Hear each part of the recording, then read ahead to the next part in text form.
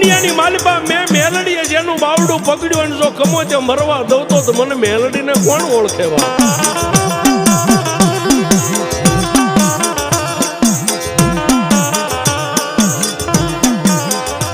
કાનિયો જોગીને માં મેલડી આવી રક્ષક વાત કરતા કરતા ગામની બહાર નીકળ્યા. બજાર જ્યાં પૂરી થઈને સામે વડ દેખાણો.